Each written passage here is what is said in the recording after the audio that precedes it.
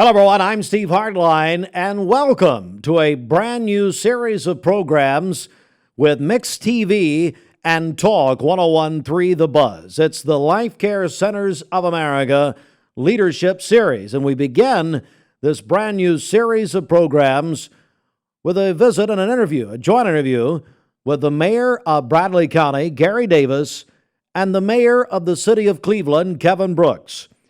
This series will focus on leadership and leaders in our community, our area, and in our state. We'll be having several guests and different people in different walks of life along this series. And now it's Chapter 1 of the Life Care Centers of America Leadership Series.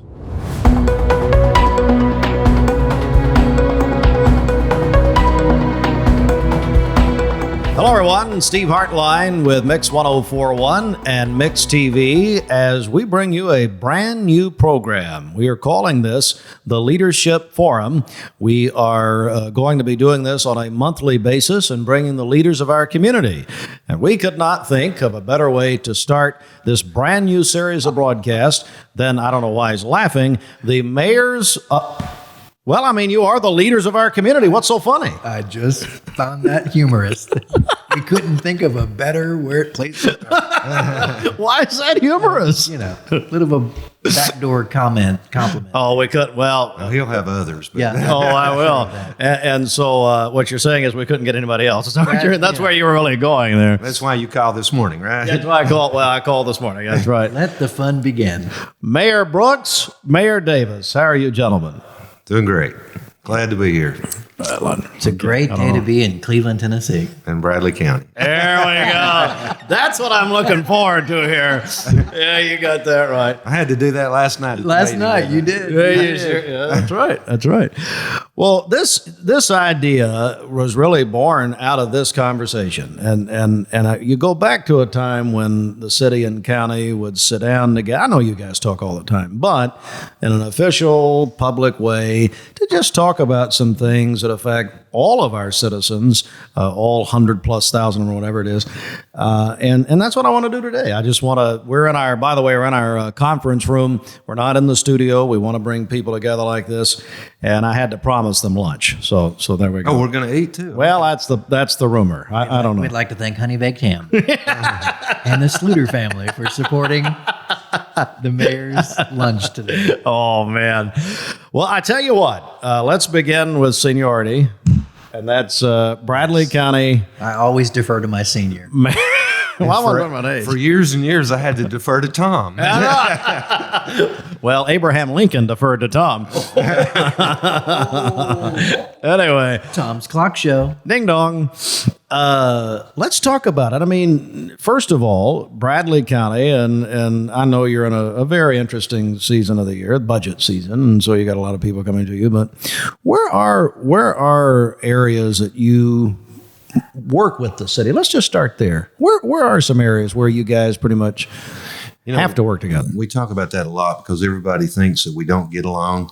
If the county commission, city council's at odds on something, or really they don't agree on something, that's the headline, so to speak. But we work together on most things. It's things I don't even think about sometimes, whether it's industrial recruitment or just all kinds of projects. The MPO with planning of roads, 50 years into the future. That amazes me, 50 years in the future. People say we don't plan. But we work together on almost everything. Now, at least the culture, and it has changed. When I first went into office, city manager back then didn't necessarily have the same culture we have. He took care of what he called his people.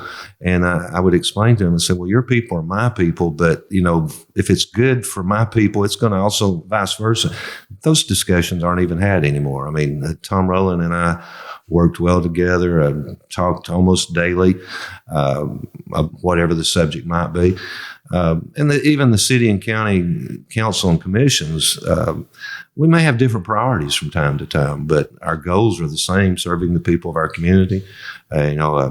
I don't get invited to city school events as much as I'd like because they tend to think of the city mayor. And I tell them, and I do get invited some, but I'll tell them, hey, those are my constituents too.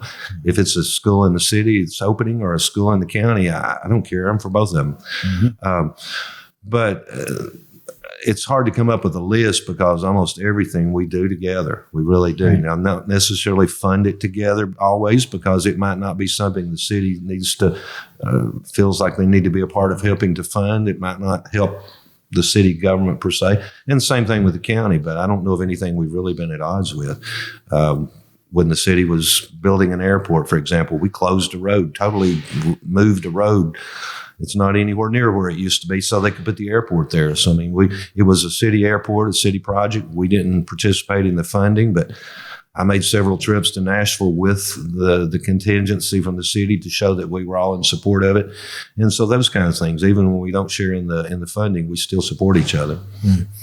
What do you think? What do you think of that? I couldn't agree more.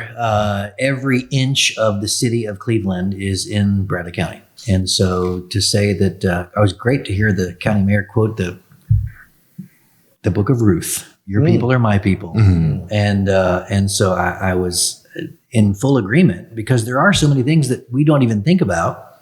We're both in the budget season. And I think of the Cleveland Bradley Public Library. I think of the Cleveland Bradley Public Education Foundation. I think of the museum. There's so many things that both of our city and county budgets are a part of that sort of just make the day-to-day operation of our city and county work. And we do work together. There's a huge problem right now at Exit 20 with tire dumping. And I was thrilled that the chairman of finance and the county mayor are stepping up to help us with that. The MPO, Mayor Davis mentioned, and the roads that we're talking about. Tell people what that is, MPO. Common language. Metropolitan Planning Organization. Mm-hmm. So for decades, a generation, we were RPO. We were rural planning. And when you reach the population number that we have now reached, I think it's 105 city and county, it converts us to Metropolitan Planning Organization. The mayor and I co-chair it. And we are there with members of the vice mayor of the city is also on there. The county usually has at least two people there, TDOT, Sethra, and we talk about the transportation needs of today, but actually far into the future, 25, 30, even 50 years into the future. We've got one that's we're talking about State Route 306, which will be a game changer for the south side of Bradley County, as well as the new portions of the city of Cleveland. And so it's a very exciting time, lots of growth. You can't go anywhere in the city or the county and not see residential growth, commercial growth, industrial growth. It's a great time to sort of be a part of this leadership team, and I'm thankful that the voters have allowed me to do this. Did you have something you want to say? I was just going to add, years ago, the city and county, the state would say, you guys need to get together and prioritize your projects. And we would send the state a list. Here's our number one road project, because usually roads are built by state. They get the federal money, the state, the gas tax money, and so forth. Counties don't usually build roads. We usually maintain them, hopefully, resurfacing and things like that. But they would tell us to prioritize, and we would. Then when we got to that magical number, the MPO was created, and it's pretty much the same, except it's done by this 5-member, board. Mm-hmm. But the MPO takes up most of Bradley County. And he mentioned Sethra. I'm rambling a lot here, but Sethra, when I was chairman of the Sethra board, it's when we created the public transportation in Bradley County. Well, 98% of that route is inside the city. I didn't think about that or care about that. You know what I'm saying? We brought public transportation to our community, even though it was nearly all in the city. And I'm happy to remember that I was chairman of the board when we did that at the time. So again, we don't think about city lines. The public doesn't think about city lines. They're there at election time, but That's not how we operate on a daily basis. I can call up city if they're. I stopped at a convenience store just last week, and they don't know who does what, who has which jurisdiction. The public doesn't usually know. And he says, "Come here, I got to show you something." And he shows me a water problem that he had outside, and I call the pertinent people at the city, and they take care of it. Not because I told them to, but I made them aware of it. Mm-hmm. And that citizen's problem got taken care of. That's all they cared about. Okay. And that's what I mean by a good working relationship is with all elected officials. Did you bring visual aids? What is this that you brought here? I have to bring visual aids. For me. Go ahead. Yeah, go ahead and take a shot. The felt board is in the car in case we have to go back to some. Well, go ahead and tell us about this. So this is what we discussed at the MPO. This is the State Route 306, which you and I know, and Mayor Davis is Eureka Road. Mm-hmm. It is a state route, but that ends at basically Hopewell School, Georgetown 60. And so I'm thankful that Mayor Davis joined with us in asking for the state's help in studying and funding the study to create what would be a new State Route 306 all the way down Free Roll Road, jumping over Harrison Pike on 75, and then creating a new connector to the Tom Rowland interchange. It's been talked about as the road to nowhere, the bridge to nowhere, and that joke will soon be over. If we're able to get this built, it will connect and open up an incredible amount of property, both commercial and residential. I'm very thankful that the growth is here, but we do get criticized, Mayor Davis and I both, about not enough housing. That came up just the other week, so I asked our staff to crunch the numbers for us, and city and county together, there are approximately 2,500 homes in the pipeline, sites that have been approved, neighborhoods that have been site selection, zoning has been approved. So roughly 2,500 new homes, which will answer where are these new industrial workers going to live? Where are they going to be able to have a home and their kids go to school? And so I'm very thankful that there's a lot of growth happening. And Mayor Davis doesn't brag on himself often, so I'll brag on him. He mentioned he was chairman of SETHRA when public transportation came. He's right now currently the chairman of the Southeast Tennessee Development District. And it's very important because regionally, talking with Chattanooga, talking with Hamilton County and Meigs County and Polk to our east, it's incredibly important that we regionally, as mayors and leaders of these communities, communicate with one another. There's a lot more in common when you cross over White Oak Mountain than you can imagine, and we all realize the importance of that communication and that open line. I know Mayor Davis got the invitation. The new mayor, whom you recently talked with, Mayor Kelly, has invited us to the regional mayor's luncheon, and so it's important that we keep these lines of communication open. I grew up in a town that you can't tell where one city ends and one begins, and I don't foresee it very much longer that Cleveland and Ooltewah and Collegedale and Chattanooga are going to start becoming much, much closer. Wow. If I could add to that, and I don't want to go back to this interchange, don't let me forget that, but the culture there in regionalism, nowadays, that's not, I don't guess the best word to be using because there's a lot of things out there that's negative. But when I first came into office, counties and cities competed like crazy with each other to get industry and so forth. I mean, it was a dog-eat-dog fight out there. We've changed that culture through the development district where now that these 10 counties work together, Chattanooga will send us industrial prospects and so forth. It's changed light years over the last several years. That's why I love being involved with the development district. It's not just about Bradley County. Our attitude now, and I can speak for all of them, our attitude is if we can't have it in our county, we want it in our region, because if it's in our region, it'll benefit everyone. We work closely with Chattanooga and Hamilton County on Volkswagen. That benefited all of us, even though it was in Hamilton County at the time. The same thing with Vocker. We were doing them both almost simultaneously. They helped us. We took the regional trip to South Carolina to look at how it was there, where they had the auto industry made a big impact on that part of the country. And that gave us an idea of what to expect here. And it's almost been exactly like they said it would be. So we work together as a region, and that's tremendous when it comes to recruiting. Southeast Tennessee has gotten more than their share of industrial recruits in the last 10 years. And in my opinion, Bradley County has gotten our percentage of those even. Go back to the interchange, the history there. The state came basically after many years of trying to get an interchange down there. The first trip I took to Nashville when I was elected, not enough years ago, but a few years ago, was to get an interchange. And they actually told us then they would approve the interchange, but they wouldn't fund it.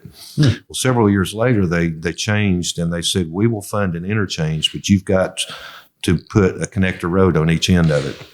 So again, one of those joint ventures, the city and county and the state went together and built the connector roads. We got the connector road on the south end of Tom Rowland Interchange to the industrial park finished.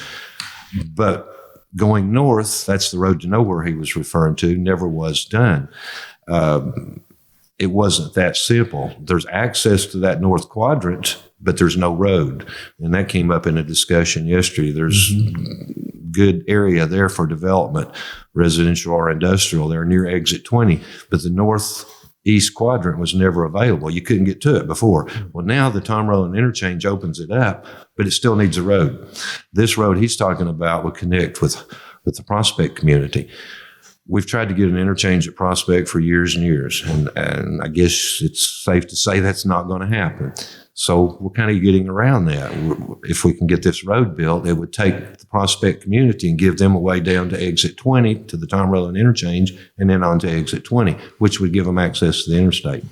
So we'd be accomplishing what we want to in a different way, I guess you would say. I used the example of Turkey Creek in Knoxville, how you have to get off at Farragut, or you have to wait until you get all the way up to the West Hills. That same idea. You would have development along the interstate with a connector road between the two, we hope. But those connector roads are examples of the joint ventureship. You don't hear much about it, but when we first committed to it, city committed $1 million or something like that, and so did the county, and then the state put in probably $2 million or something like that. But we just never have gotten that north section done. And if we can get this approved and eventually get this done, it's going to take a while, I'm sure, but it'll be great for the community as far as future development. What's the timeline on this? We've got a 5-year timeline on this. 5 year. The last time that I to completion. And someone asked me this morning about Highway 60, Georgetown Road, which starts in the city but connects way out to the county. That was my next question, actually. And that is now to be completed in the next 2 years, we pray. Lord willing, we get the next. Mayor Davis and I get these reports from TDOT. You're not going to make the January letting, but you'll make the March. You're not going to make the March, but you'll make the May. And I think the last one we've been told is August. August letting. August is when it's supposed to be going to so be. Really? I hope. August letting, and then 24 months. We pray because Mayor Davis has Hopewell School, Prospect at the other end of Free Will. Then you go straight into the new Candies Creek Elementary, Ocoee Middle. Cleveland Middle. And so you've got a corridor of schools that we've got to get Highway 60. It's a stretch of road that's been very much needed for many years, and it's been on the drawing boards for years.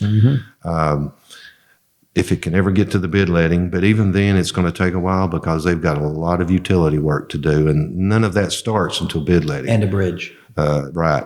So a bridge to be built, a lot of, you won't see any road building for a while because they've got to move all the utilities. So it's going to take a while to get, and it's a short stretch of a project really, but it's very much needed. If you're ever out there during certain times of the day, it's a 2-lane highway that's impossible to travel on. So that's been a top priority for at least 8-10 years. You talk about timelines. We can report what's reported to us through TDOT, and that gets so aggravating because nothing makes me more upset than telling you June of 24, and then June of 24 rolls around and it wasn't correct. You may say, "Well, the mayor lied to me." No, I passed on information best I had, and that date keeps moving. But hopefully, we'll have a bid letting in August, and and that road will start moving. And then we've got to push for North Lee Highway with all of the industrial things that have gone on at exit 33. North Lee Highway is very, very important. It's always been, even before the MPO, it was our number priority. It was prioritized right after Georgetown.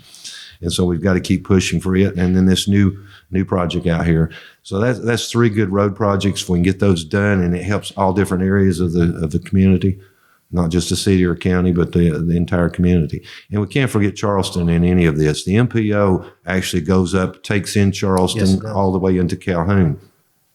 So when we're talking about the MPO, it represents most all of Bradley County and a little bit outside of Bradley County. All right. So we've got just a few more topics that I want to talk about, because we're having to look at it from a pretty 100,000 foot level, I guess. Pandemic. Okay. So I'll begin with you this time. Well, it's not a debate, but I mean, whatever. But I do, okay. He's ready for the campaign season. Can you Oh, man, I tell you right now, we're ready. Pandemic. Yeah. Awful. Obviously had to have coordination. Yeah. The 3 of us talked an awful lot, especially in the heat of it about a year ago. Just, when I say that, what does that mean to you? Where have we been? Where are we going as far as a city? It was our very first joint news conference. Sadly, was not something we wanted to announce. We came together to announce our very first case, and never in my wildest dreams did I think it would be as devastating and deadly. I lost so many good friends. I was unfortunately nearly lost you, quite frankly. I was very sick myself. And I look back at that news conference, Mayor, and it's hard to believe what has transpired since then. Mm-hmm. But then today, I get the reports. We get a daily email from Tenova, and they have 2, which is incredible to see almost 0 cases. I wish that I could broadcast that, from the rooftops. That thankfully we are at such a very low number.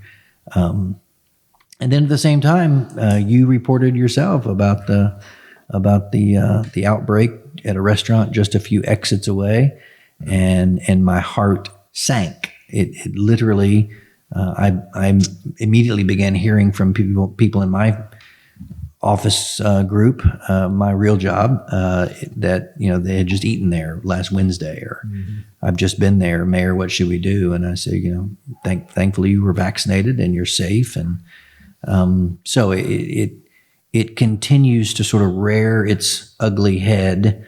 Our community, I'm very thankful that Mayor Davis and I coordinated and worked together often on many different topics, including whether or not to have mandatory masks and things that other communities around us were doing. We continue to hear from business owners and restaurant owners, please don't put us out of business. Now that we're back open, we're hearing from restaurant owners, please help us get more help. Please help us, find more staff so that we can open up 7 days a week instead of. It's been really a trying year.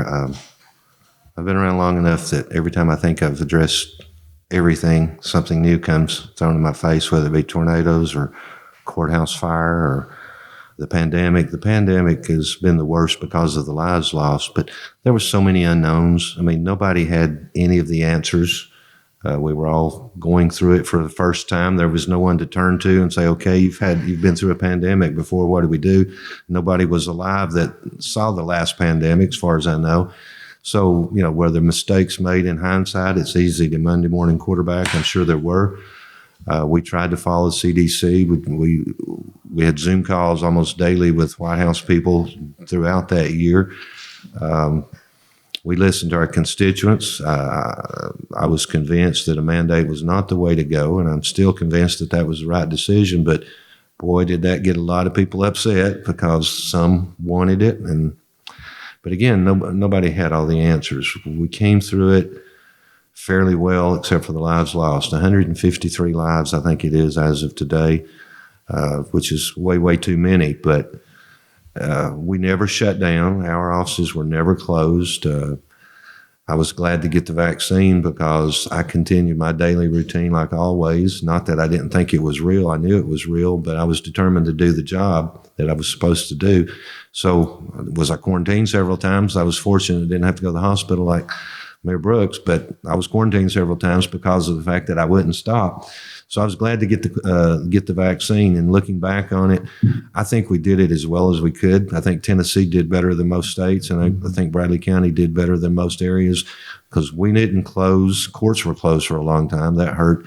But we didn't close government, and really we didn't close businesses. Restaurants closed dining rooms and went to drive-in and those kinds of things. But and because of that, you look back on it, take sales tax as a gauge. Our sales tax was up last year because we did not close like a lot of the parts of the country did. So, which makes a big difference during budget time. Oh, yes. And you may recall the discussions that I had with media at the time. I said, quit reporting positive cases and let's talk about active cases. Remember that discussion? You call me. And I am so thankful that media listened because you and the Banner both changed the way you were kind of reporting it. Active cases were what's important. Today he talks about 2 in the hospital. Active cases today are 23 after being hundreds and hundreds, 23 active cases. But that was the true gauge. And I'm glad you all could see that because we were scared. The other was a growing number. If there's 10 today and 10 tomorrow, that's 20, and 10, that's 30. The number kept getting bigger and bigger and bigger. And I said, no, guys, some of those people are going off quarantines. It's active cases that's important. But there was so much wrong information, misinformation. It got to be so political that people took this side or that side. And the bottom line is none of us had any of the answers, really. We were all doing the best we could, and I think we did the best we could. But I want both of you to speak to this, and that is, we live in a community. We live in a state. The First Lady of the United States, as we tape this, was here in Nashville yesterday, encouraging Tennesseans to get vaccinated. Look, we live in a state, we live in an area that's pretty low, percentage-wise, on vaccinations. How do you feel about that? I in my life and radio, I've never taken a political stand. However, I will say I also had it. I suffered greatly. Get vaccinated. That's my opinion. Okay. But how do you feel about this? You said it just a second ago. Everything's political now. It is, and a lot of people are far against it because of their political persuasion. This is health. This is not political. It shouldn't be, but Crazy. It is. But I feel the same way about vaccinations as I did the mask mandate. I don't think you should be made to get vaccinated, but I encourage people to do it. I'll use my family as an example. Some are vaccinated, some are not. I've encouraged all of them to, for various reasons. Some have not, and I understand that. I think it's up to the individual. And, I was having the discussion with Hamilton County about mask mandates.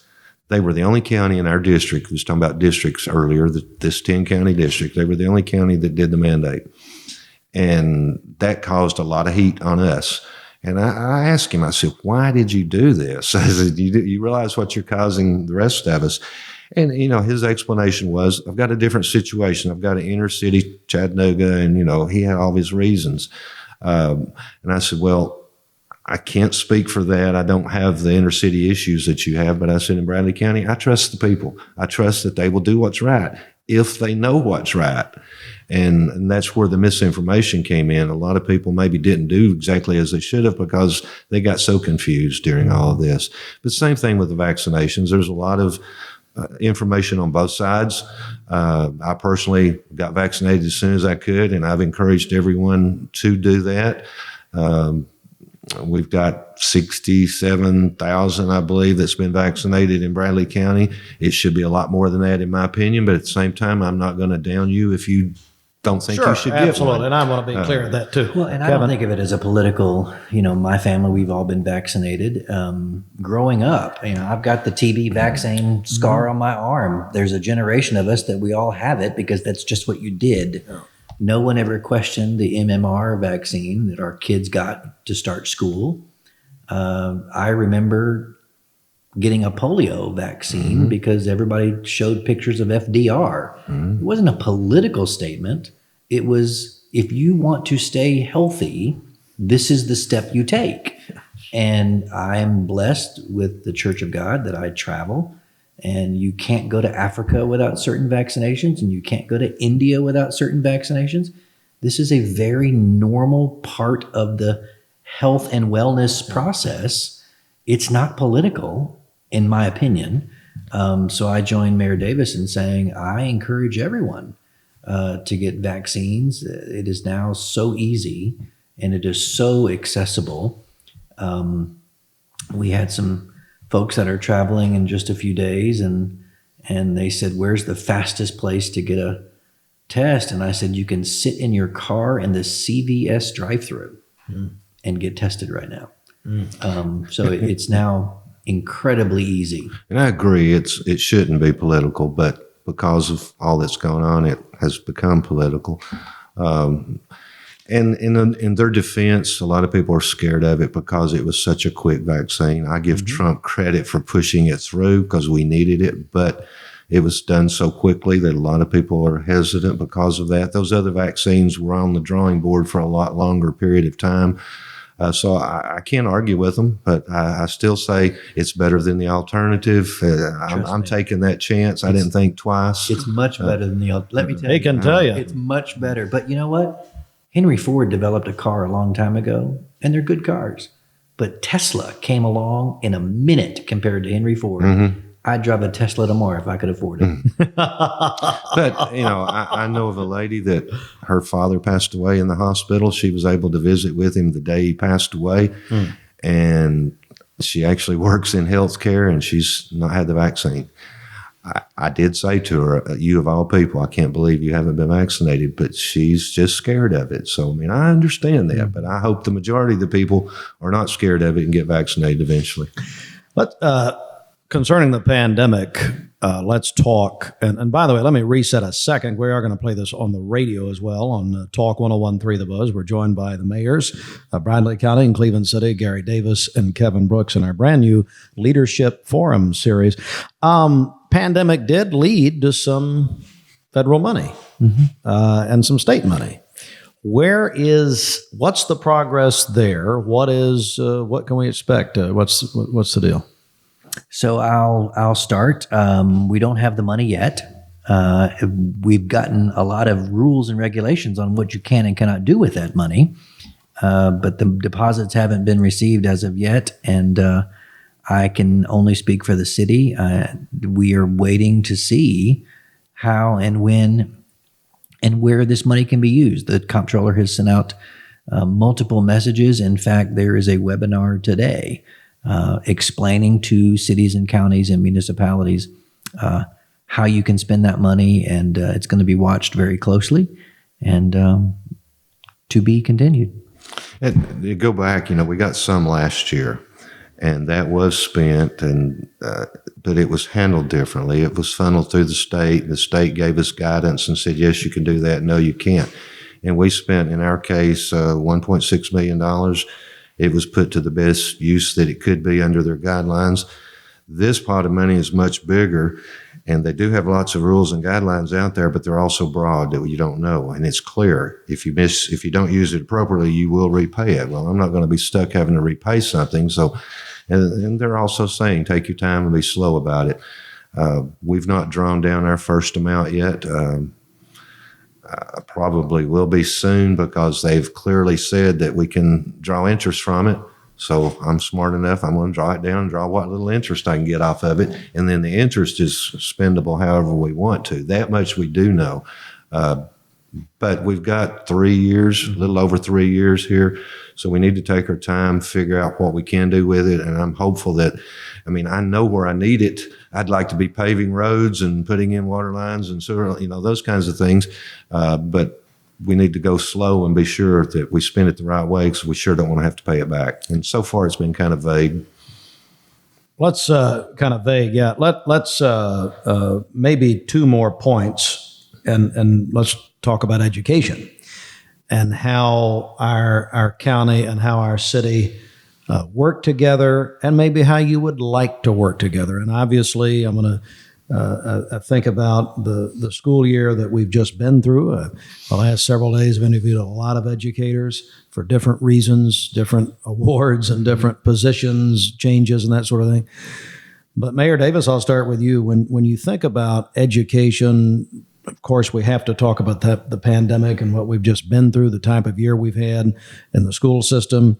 But how can I won't say you guys, how can our systems work together, and how would you like to see them work together? Well, I think they work together pretty good now, but they work together from a competitive point of view, I guess you would say. And there's pros and cons to that. Being competitive, the other one's always trying to be better. So hopefully that lifts both systems up. Sometimes it makes it a little more costly because of that. If we would plan our school building locations and so forth a little better, we could save taxpayers some money. But a lot of times it's done to get to jump on the other side, and they both do it. That's the competitive part I'm talking about. But I want to mention something going back to the pandemic. Isn't it amazing to turn on the national news and hear about schools not open yet?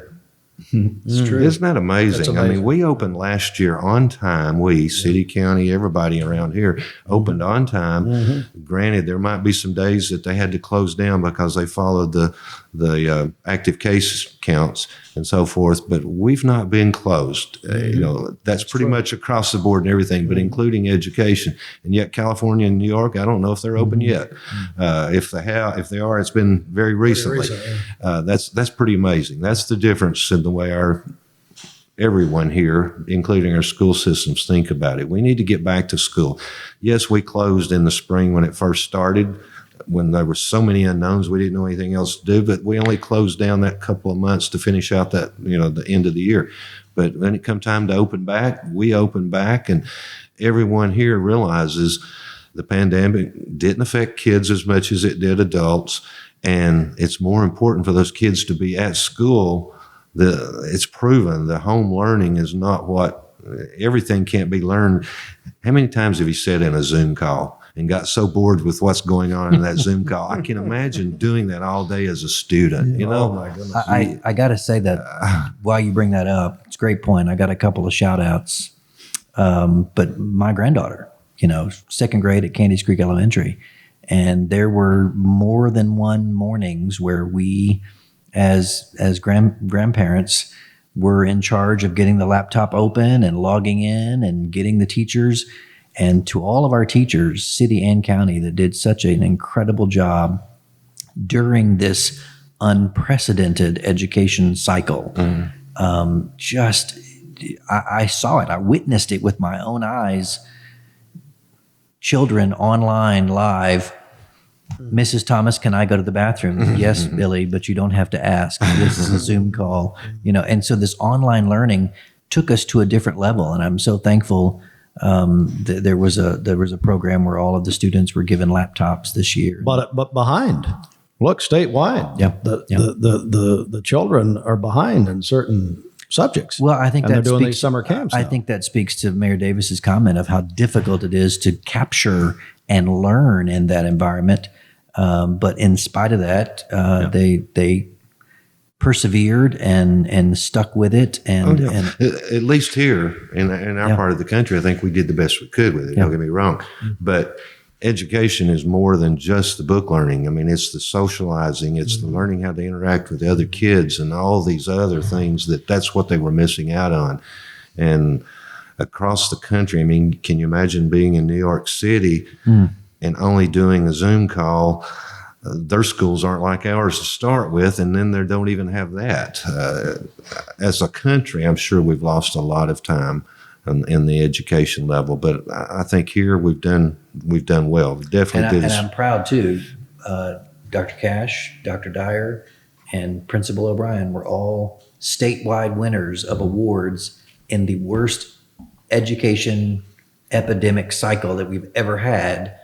All of our leaders in the education field were recognized this year for excellence, and so I'm very proud to say that as well. And you talk about money that was available. Schools also got what we call a pot of money, and I think that has been put to good use more so to this point than local governments, because I don't know if they had a freer hand in what they could do or not, but they've been getting and spending a lot more money than we've been allowed to so far. I guess they wanted to get money to education systems as quick as possible, and they must not have near as many rules and regulations with it. It's more open. Do what you think best as long as it helps the COVID situation. And so they've benefited from that a lot, and that's good. I think when we look back on it, that'll be one of the benefits, one of the few benefits possibly from the pandemic. Bradley County schools, sticking with education for a second, really excited about the Pi Center. Okay. Is there any way that that's going to happen? This is a county project. We understand that. Is the city, where does the city stand on this? City is very supportive. The huge improvements that we're doing to the road and the parking lot and the infrastructure right out in front of the building is a fantastic, because the Pi Center is located right in the heart of our area, historic downtown area, and the former American Uniform Building. And it's a great use for a great building that was incredibly strong and able to support another 100 years of use. Yeah. And so we were thrilled to partner with the county, and we are widening and improving and enhancing that entire road, putting all the utilities underground. Not to mention the Lee University track and field, which Yes. looks like something out of the Olympics, quite frankly. It's Right across the unbelievable. The baseball complex that Lee's done. Talk about that, Gary. That whole quadrant is just going to be unbelievable. Bradley County school property, but leased out to Lee to use, and knowing they'll make a first-class facility out of it. Back on the education thing, when they first came, my first input anyway on the project, I think it's a no-brainer. That's what we need as far as training people for today's jobs, because it's proven now that everyone doesn't need to go become a doctor or so forth. There's a lot of good paying jobs out there that need this type of education. At least that's what the industry people have been telling us for a long time. So this is to hopefully provide better trained people for those jobs. But the first thing, what I told them, I said, the first thing you do is get the city on board, and I'm talking about school systems. City government's been cooperative street and all that. They didn't come on board with it because they're doing their own thing, so to speak. So that's why it's still, I wanted it to be a Cleveland and Bradley County Pi Center. I think that's how everything like that should be done. But that's an example of how sometimes your priorities aren't exactly the same.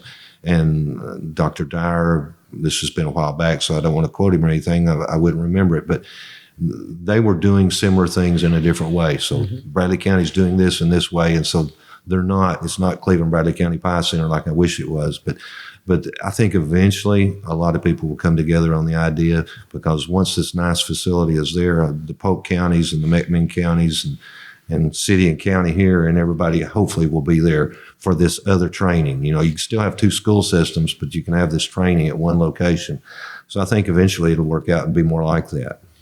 The governor calls it just a shining star in the state, and I think contributed about $1 million or maybe a little more than that, and says we'll see at least 8 of these around the state at some point in years to come. Final thing, and then I'm going to let you both make closing statements because we have to do that. I don't know, that doesn't make any sense. Industry, okay. We are such an industrial community. Yeah. County, city, county, whatever. It is wonderful. What do you make of that? What do you make of what's to come? Let's talk future industry that maybe you think we need. Are there certain types that you think, well, you know what, that fit in good here? But then the last part of the long question would be, do we have enough employees? Do we have enough people to support more industry here in Bradley? That's a great segue, because Mayor Davis eloquently spoke about the Pi Center, and the 12 years I was in Nashville and the 3 now as mayor, workforce development is probably the most talked about catchphrase. I serve on the state workforce development board, and it truly is going to be a game changer in our region to train these young men and women for the industrial jobs that are coming. I think this is in our DNA. When C.L. Hardwick created the first stove foundry in his backyard 150 years ago, I think the industrial entrepreneurial spirit that is in the city with Spirit continues to flourish to this day.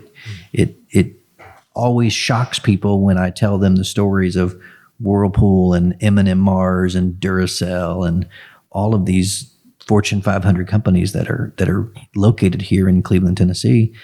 And I think the new Canon Automotive, I think that's a new industry. Wacker, obviously, Mayor Davis and I worked together on that for over a decade, and I think that's a brand new industry that, polysilicon. I had to look it up. I had to use my polysilicon iPhone to look up and Google what they made. Turns out it was the phone I was holding in my hand. Had it in the phone. Yep. So I think those types of new industry are important, but I don't think we can forget the existing industry that's been our economic driver for a generation and a half. I think there's more to come. Gary and I serve on different committees and first alert committees, and there are even more in varied industries looking at Cleveland because we have created the environment for these people to be successful. Mayor Davis and I have often said we don't create jobs. That's what industry does. But we do create the environment for those jobs to flourish, and whether it's incentives or assistance with property location or site location. I'm thrilled to be a part of the Cleveland of tomorrow. We've had a great past. We are having a very good, prosperous present, but the Cleveland of tomorrow looks even brighter. And on those lines, the challenge is, first of all, we're successful because we're so diverse.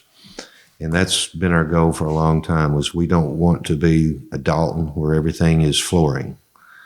And we don't want to be like we were close to being at one point where everything is stoves. We want to be diverse. That's why the Mars, he mentioned 3 or 4, and every single one of them was a complete different kind of industry. So in recruiting a Wacker and so forth, we want to stay diverse. When the economy got bad in 08 and 09, Dalton almost shut down. Bradley County continued right on because we were so diverse. That doesn't mean we didn't have some issues, but we continued right on. Our challenge now is workers. The jobs are out there right now today, and we've got to get people back to working. In recruiting, you've got to continue to recruit industry, in my opinion, because you're always going to lose someone. We're losing the Beiersdorf, Dr. Scholl's facility in the near future. So you're always losing someone for whatever reason out of your control. So you've always got to be recruiting. But our challenge is to continue to recruit diverse and, in my opinion, not give away the farm. When we were recruiting before Wacker, what's it called, where you order everything through the mail? Amazon. Distribution. They were going to be up and running in a year. Not the best paying jobs in the world, but decent paying jobs. At that time, our unemployment was fairly high. So that's what we needed. Right now, today, our unemployment would be very, very low if everybody would go back to work because the jobs are out there. So with that low unemployment, it makes it harder to recruit industry because we got to convince them that we can supply the workforce. That's where things like the Pie Center are very important in the future. But we don't need to be giving away the farm. We need to be careful and make sure that we're recruiting the right type of industries, and then hopefully they have a bigger capital investment than they have a labor force. Amazon brought 1,000 employees. I personally am not looking for an industry with 1,000 employees because we don't have the employees. All you're doing is stealing from someone else and hurting them, that kind of thing. So, and there's a balance there. We try to support our existing industries any way we can, at the same time recruit new industries. Well, if you recruit new industries that hurts the existing industries, you're messing up that balance too. So it's a fine line. I think we've been successful at it, but the challenge is to continue to be successful with changing times. Who would have ever thought we'd had more people unemployed because they won't go back to work? And that's the case a lot of times. I'm not saying it always is, but it's the case right now. We're going to have tax-free restaurant day coming up 1st of July, somewhere in the near future. That is to support our restaurants. But I'm telling you, our restaurants right now don't have the employees to you can go to a restaurant and have a pretty decent wait not because they're not in there working, but because half of their staff is vacant. Either they didn't show up or they don't have them filled.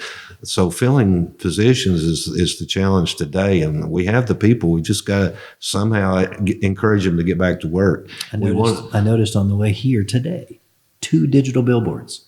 Vocker now hiring Triumph Sheets, our new cardboard manufacturer. Both of them on the way to this radio station today, both flashing, now hiring. I've never seen that before. And I know a little more about Vocker than some of them, but Vocker's a good paying facility. Mm-hmm. And yet they're on billboards. They have TV commercials going now too. Mm-hmm. If you work at Vocker, you get paid a pretty good stipend to recruit, to signing bonuses. And that's for a place that pays very well. So I'm telling you, the jobs are out there. And yes, I still want to recruit new industry. Recently, I was comment was, well, Gary's not sounding very progressive.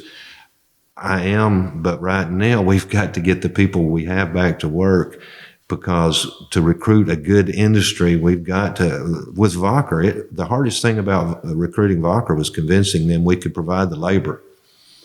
And we did. I think that worked out good. Right now, they're needing workers because so many people will not go to work. I mean, if you're making $80,000 and you quit your job, I just can't understand that. But a lot of people are doing it. And of course, the pandemic, a lot of people got out of work and they've just not gone back to work. So if we can get people back to work, we will continue to work at recruiting. We've always got some good prospects in the hopper. I feel good about that. But in the meantime, let's don't give away the farm. Let's wait on that good one. It took us how many years to get Vocker? 8, I believe. Twice, actually. Yeah, I think we spent 4 years and then another 4 years the second round. But it was worth it in the end. $2.5 billion investment. The employees, the number of employees, but not just the number, but good paying jobs for those employees. So it was worth the wait and the extra time. I went through 2 re-elections during that time and couldn't even talk about the industry, couldn't even mention them, That's hard, but it worked out in the end. Final comments. We haven't even touched downtown. And that means a lot to both of you. Quite the heartbeat of both of our offices are downtown. Yeah, I mean, we haven't even. We're about done. But so, are you hopeful about the future? I stay hopeful. I said it earlier. There's never been a better time to be in Cleveland, Tennessee, and I think the next Vocker, I think the next big recruit is out there, and I think with 2,500 homes in the pipeline and award-winning schools and fantastically low cost of living and low taxes, because neither city or county are going to raise taxes this year. I think it's a great place to live and work and raise your family. I met with a family this morning, just before coming here, moving down from Indiana. I had another conversation with a family moving in from Michigan. They are seeking us. Both families indicated, we did our research and we found out you're cheaper than Greenville, South Carolina. You're cheaper than Bowling Green, Kentucky. You're much cheaper than Nashville, Tennessee, and the surrounding suburbs. And so people are seeking us out. I'm not having to go out and recruit for people to move to Cleveland. Cleveland is speaking for itself, and people are finding out all about the great place that we live on a daily basis. I am guilty of taking it for granted just what a great place this is. I'm incredibly thankful that the citizens have allowed me to serve in this capacity, and hope to continue serving for as long as they will let me, because Cleveland's future, the outlook for Cleveland, the prospects for Cleveland are so hopeful. It can sound contrite or contrived, but there truly is, in my opinion, no better place in the state of Tennessee or the Southeast. I served for 12 years in Nashville, and I've been all over this state and served with men and women who represent, and they all say, how do you do it? What is it about Cleveland? And we're a very blessed community, and continue to be. And I'm very grateful because Mayor Davis and I are very fortunate to serve on a lot of committees together and hear what's coming down the road and literally coming down this road. And so I'm very thankful. Yeah, I often report back that we're the envy of other communities. And one time a potential opponent said, yes, we're the envy of other communities today, but what about tomorrow? And I said, well, I can assure you that at least for the next 5 years, we'll continue to be the envy of other communities. On that note, I guess it a lot of times gets me opponents in elections because I often say I have the best job in the world. Why? Because I work for the greatest people in the world, and our community, in my opinion, is the greatest place in the world to live. Now, I've not been a world traveler, so I can't really say that last part from experience, but I truly believe it. Go somewhere else. Eventually, you'll come back home and retire here, probably. It's the greatest place in the world to live because we are diversified, because we do have a low cost of living, and on and on and on. The list is just unlimited. But again, I need to quit talking like that because, I've had 14 opponents over the years, and I'm saying, why in the world? I said, I guess I make it look too good. I don't know, but it is. It's a great place to live and to work, as Mayor Brooks said, and I think we've done a great job over the years, and we'll continue. I promise you, for the next 5 years, we'll be the envy of other communities. On the note of what he just said, every day almost someone calls me, say from Obion County in West Tennessee. Okay, I understand you have a fire department. How do you do it? I understand you have your own ambulance service. They call us. I'm not bragging. We try to help them when they do, because I tell you, other counties look up to Bradley County. They really do, all across. I'm not talking about the 4 metros. They wouldn't look up to anyone, but they should have looked up to us in most cases. But other counties do, and they will tell you. In this region, we all work great together. But those other counties are often saying what he just said. How do you do that?